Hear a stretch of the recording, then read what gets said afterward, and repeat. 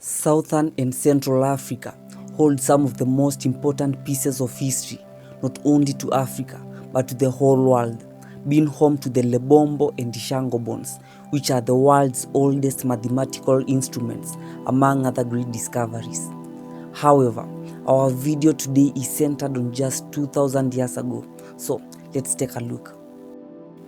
Between 350 BC to 300 AD, successive waves of people from Australasia and Southeastern Africa formed the earliest settlements in Madagascar. In 200 BC, in the eastern region of Congo Bumba, there emerges the Okanda ceramic tradition. Around the same time, the ancestors of the Karanga and Venda people move into the Limpopo region and intermarry with the San people. They form a dry stone walling dating back to the same period to protect their king. This settlement would give rise to the kingdom of Mapungubwe. By the 4th century, the region of Upemba Depression in Central Africa was already occupied by iron-working farmers. These people also used nets and harpoons and made dugout canoes for fishing. This is, however, not the first time Central Africans were involved in ironworking, as evidence of iron smelting in the Central African Republic and Cameroon dates back to between 3000 and 2500 BC. In 1075, the kingdom of Mapungubwe was founded at the confluence of the Shashe and Limpopo rivers. The kingdom made use of stone walls and cattle lived in kraals.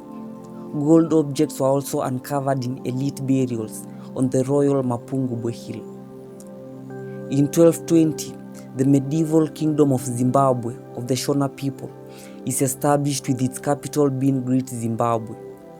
This kingdom held gold trading links to Swahili city-states further north on the East African coast. At the same time, Mapungubwe was abandoned for Zimbabwe. In 1390, the Kingdom of Congo is established. Apart from natural resources and ivory, the kingdom manufactured and traded copperware, ferrous metal goods, raffia stone, and pottery. In around 1430, Prince Nyatsimba Mutota from the Great Zimbabwe traveled north to the Dante region in search of salt. He conquered the land that would become the kingdom of Mutapa. Within a generation, Mutapa eclipsed Great Zimbabwe as the economic and political power in Zimbabwe. By 1450, the kingdom of Zimbabwe, including its capital, Great Zimbabwe, had been abandoned. The kingdom of Mutapa carried on and even improved upon Zimbabwe's administrative structure. However, it did not carry on the stone masonry tradition to the extent of its predecessor. At the same time, in 1450, the kingdom of Butua is established. Butua was renowned as a source of gold for Arab and Portuguese traders. The kingdom was governed by the Torwa dynasty from its capital at Kami. In 1483, the Portuguese explorer Diogo Cao reached the coast of the Congo Kingdom. Cao left some of his men in Congo and took Congo nobles to Portugal, where they returned 2 years later, in 1485. In 1491, the Portuguese king established diplomatic relations with the Kingdom of Congo and sent Catholic missionaries to the African ruler's court. The mission, along with the Roman Catholic priests and soldiers, arrived in Congo in 1491, baptizing King Nzinka and Kuu, as well as his principal nobles. He took the Christian name João. In 1491, Portuguese envoy Pero da Covilha reaches Sofala on the Indian Ocean. By 1500, the Portuguese would move further north to establish trading posts along the East African coast that was already dominated by prosperous Swahili city-states. In around 1495, King Nzinka of Congo abandoned the new faith for a number of reasons, one of them being the Roman Catholic Church's requirement of monogamy. Throughout the 16th and 18th centuries, Europeans made several unsuccessful attempts to claim and colonize the island of Madagascar. By this time, over a dozen distinct ethnic identities had emerged on the island, which were ruled under respective local chieftains. Throughout this time, pirate activity on the coastal areas of Madagascar was common. In 1506, Nsinka Mpemba, the son of King Nsinka Anuku, is baptized by Portuguese officials and becomes Alfonso I. Despite his father abandoning the religion, the new king established Christianity as the new state religion of his kingdom. In 1540, the kingdom of Imerina is established on the island of Madagascar. In 1561, a Portuguese Jesuit missionary, Gonçalo da Silveira, managed to make his way into the Mutapa kingdom and converted the king to Christianity. This did not go well with the Muslim merchants in the capital, and they persuaded the king to execute the Jesuit. This was all the justification the Portuguese needed to invade the kingdom. An expedition of 1,000 Portuguese men was launched in 1568, but local disease decimated the force almost instantly, leading to their withdrawal. In 1575, Portugal would follow with a mission of conquest, this time to conquer Congo and monopolize its trade. In 1585, the people of the Upemba region were organized into various successful farming and trading communities that formed the Luba Kingdom. In 1590, the Portuguese are defeated by the combined African armies of Matamba and Dongo, and 2 years later, they are also defeated by the Zimba in the Zambezi Valley. In 1600, the Kingdom of Lunda is founded in Central Africa. The Lunda people were able to settle and colonize other areas and tribes, thus extending their kingdom into Angola and northwestern Zambia. In 1617, the Portuguese established a fort and settlement at Luanda, encroaching on Bundu land. In 1627, after forming alliances with former rival states, Queen Zinka of the Bundu led her army against the Portuguese, initiating a 30-year war against them. In 1645, the Portuguese took enslaved people from Mozambique to Brazil for the first time.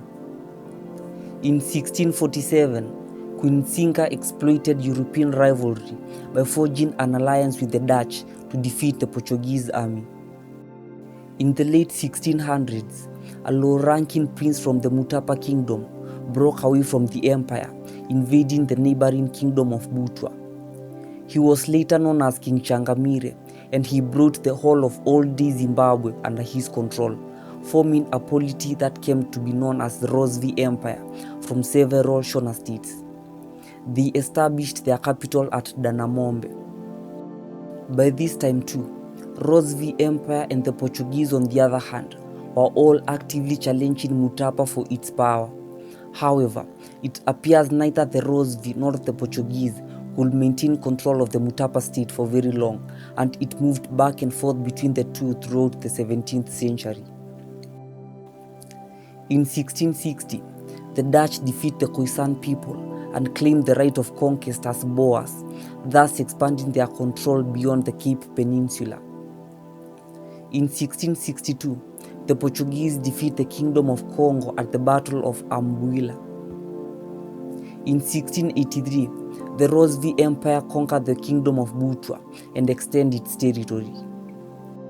In 1684, Portuguese militia tried to take control of the gold trade in the interior of Africa by invading the Rozvi Empire. However, the Rozvi expelled these attacks and maintained control of the gold mines. This battle initiates a military campaign between the Rozvi Empire and Portugal, which will continue until the 20th century. 1787 marked the birth of Shaka Zulu, who was the illegitimate son of the chief of the Zulus. He would play an important role in Southern African politics. In 1795, the British captured the Cape of Good Hope and Cape Town from the Dutch. In 1797, British troops in the Cape Colony waged war against the Xhosa, initiating a series of wars of expansion that will eventually result in their conquest of all of South Africa. In the early 1800s, long-standing trading partners like the Portuguese shifted their attention to slaves, thus decreasing demand for gold. This would adversely affect the Shona tradition of gold mining and trade, which had lasted almost a millennium. This led to the decline of the power of central governments like the Rozvi Kingdom. In the early 1800s, Swahili merchants reached Central Africa in search of ivory and slaves for trade. During this time, the Swahili language was used as the main language for these trading activities. This led some communities in Central Africa to adopt Swahili as a secondary language. In 1816, Shaka Zulu becomes the king of the Zulu nation and begins to create an empire in the Southern African interior. In 1820, large numbers of British settlers begin arriving in the Cape Colony. In 1822, Moshoeshoe brings together rival clans to establish the Kingdom of Sotho in Southern Africa. In 1828, Shaka Zulu is assassinated by his half-brother, Dingane, who then proclaims himself the ruler of the Zulu Empire. From the 1830s, multiple invasions and wars targeted the Rozvi Empire. Another wave of attacks followed from the group led by the Swazi queen, Nyamazanana, resulting in the capture of the capital, Manyanga, and the execution of the Rozvi king, Chirisamhuru. The king's son, Toechipi, escaped and went into exile in the Buhera area. With the support of noble Rozvi houses, Toechipi effectively became the Rozvi king. He consolidated his power and spent the next 30 years in a series of back and forth raids and counter raids with other Southern African kingdoms. In 1834, the British abolition of slavery in the Cape Colony prompts many Boers to move further north into the interior of Southern Africa beyond the reach of British authority. Their migration eventually brings them into conflict with the Zulu nation and other indigenous African people. In 1838, the Boers clashed for the first time directly with the Zulu at the Battle of Blood River in Natal. In the late 1830s, Mzilikazi Kumalo led a group of Nguni and other ethnic groups from present-day South Africa and invaded the Rozvi Empire. In around 1840, Mzilikazi went ahead to establish an even larger empire called the Ndebele Kingdom, centered in modern-day Zimbabwe. In 1852, Swahili traders from East Africa crossed the continent and reached the Atlantic coastal state of Benguela for trade. In 1868, Moshoeshoe, the king of Sotho, requests British annexation of his kingdom to avoid being overrun by the Boers. In 1878, the first Anglo-Zulu War is initiated, with the British suffering a crushing defeat at Isandlwana in the following year. In July 1879, the last major battle of the Anglo-Zulu War took place at the Zulu capital of Ulundi. The British defeated the main Zulu army and immediately afterwards captured and burnt the royal kraal of Ondini. In 1880, an Italian-French explorer, Pierre de Brazza, negotiates a treaty with the Kingdom of Congo, which relinquished its claim to the north bank of the Congo River. He founds Brazzaville, the first settlement in the new colony. In 1884, Nehemiah Tile founds the Temple National Church in the Transkei region of South Africa. It was the first of a series of African-controlled churches in Southern Africa. In 1885, King Leopold of Belgium acquires a vast area in Central Africa as his personal possession. He calls the area the Congo Free State. This was followed by a series of colonial conquests in various kingdoms in the continent, ending their powers. Let's know what we missed in the comments below, and thank you so much for watching. We'll see you soon in our next video.